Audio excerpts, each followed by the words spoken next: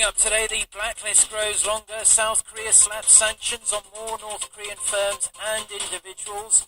The measures complement sanctions already imposed by the Trump administration, but Seoul admits the measures are largely symbolic. The US ambassador to the UN admits North Korea has made progress on its missile programs, but is getting paranoid amid its diplomatic isolation. Nikki Haley also hails the importance of sanctions on the regime, saying they help tremendously. Plus, South Korea issues a 24-hour standstill order for poultry farms in 6 cities and provinces after a duck farm in the southwest of the country tests positive for an H5 strain of bird flu. Stay tuned for these stories and more.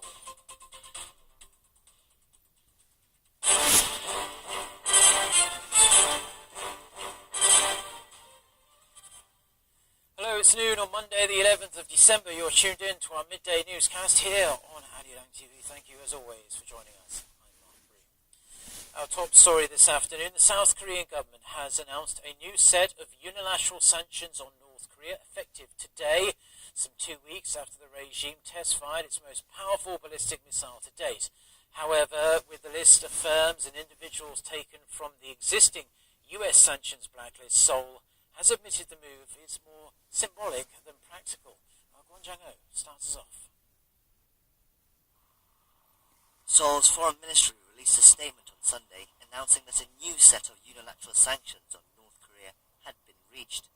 The new measures identify a list of 20 North Korean firms and 12 individuals believed to have been involved in illicit trade activities that helped fund North Korea's missile program.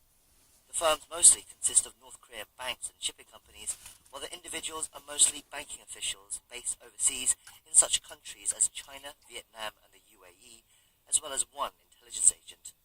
These measures come just a month after the previous round of sanctions, which blacklisted 18 individuals as well. But as with both instances, Seoul confirmed that the newly added firms and individuals were taking from existing US sanctions, with no new targets identified. They were also largely seen as symbolic, as South Korea has long since cut off all trade and financial ties with the regime. An official from the presidential office has admitted that the new sanctions may not have any practical effect, but that it will serve to send a symbolic message of Seoul's efforts to stop North Korea's nuclear weapons development. The official added that it's part of an effort to keep pace with the rest of the international community. Seoul's foreign ministry also said the measures highlighted the strength of the South Korea-US alliance. Sunday's announcement signals the Moon Jae-in administration's determination to continue its pledge of sanctions and pressure on the regime, especially with the president's trip to China on Wednesday, where he's expected to call on Beijing for further help to rein in North Korea. Kwon Jang-ho, Arirang News.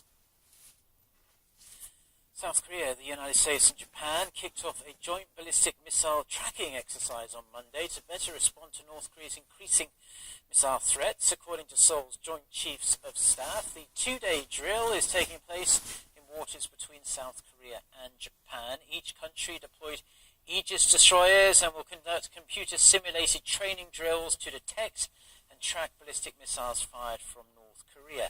This is the 6th combined anti-missile exercise since the drills were agreed upon at the 48th Security Consultative Meeting between Seoul and Washington in 2016. Satellite imagery of North Korea's main military shipyard shows the regime is ramping up its development of submarine-launched ballistic missiles, otherwise known as SLBMs. Experts say the North is close to developing an SLBM that is longer and more powerful than the previous one the regime had. Park So-yeon with the details. There are strong indications North Korea's submarine-launched ballistic missile program is advancing, and a new SLBM barge will soon be up and running at Nampo Navy Shipyard on the country's west coast. South Korean and U.S. intelligence agencies are also monitoring North Korea's Sinpo Shipyard on the country's east coast, where North Korea's SLBM development station is located. Using satellite imagery, those agencies say the North appears to have developed a SLBM that is 3 meters longer than the previous Pukguksang-1. There's speculation the missile has a considerably increased range since it can store more fuel. If the missile is 3 meters longer, the overall weight is likely to be 28 tons. If the Pukguksong-1's projected range is 1,600 kilometers, the new one could have a range of up to 4,000 kilometers. That would put Guam within its range. North Korea hinted that it was in the process of developing new weapons last July when it intentionally leaked photos that are speculated to be of the new missile, the Pukguksong-3. North Korea is also suspected of constructing a 3,000-ton submarine that can load upgraded SLBMs.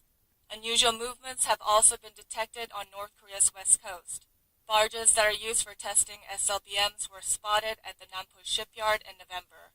There are concerns that SLBMs previously tested in the East Sea have been moved to the West Sea in preparation for more test launches. North Korea tested its first Pukguksong-1 missile in May 2015 and fired another last August with a range of 500 kilometers. However, it was not a normal fire but a vertical fire. North Korea has a track record of testing missiles from its east coast first, then moving the tests to the west coast once the missiles are deemed safe enough to fire across the country. Experts say that if North Korea has SLBM capabilities in the West Sea as well, it will pave way for more clandestine tests, increasing threats on the Korean peninsula. Park So-yeon, Arirang News. Now, the US ambassador to the United Nations says North Korea has become increasingly paranoid due to its growing isolation on the international stage. Nikki Haley also said pressure must be maintained on the regime, expressing alarm over its recent missile developments. Eugene He with the details. Ambassador Nikki Haley told CNN on Sunday that Pyongyang's feeling the heat of international sanctions that have impacted its trade and narrowed its diplomatic horizons. She also expressed concerns over their country's weapons programs, acknowledging that the regime's latest missile test was more powerful than anything seen previously and a serious matter. In light of this, Haley stressed the importance of keeping a pressure on the regime with the help of the international community.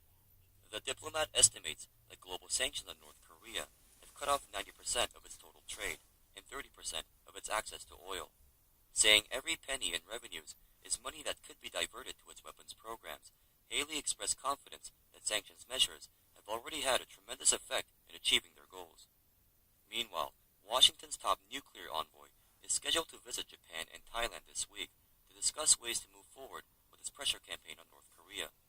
According to the State Department, Joseph Yoon, the U.S. Special Representative for North Korea policy, is aiming to strengthen its partnership with both countries to encourage Pyongyang's return to the negotiating table.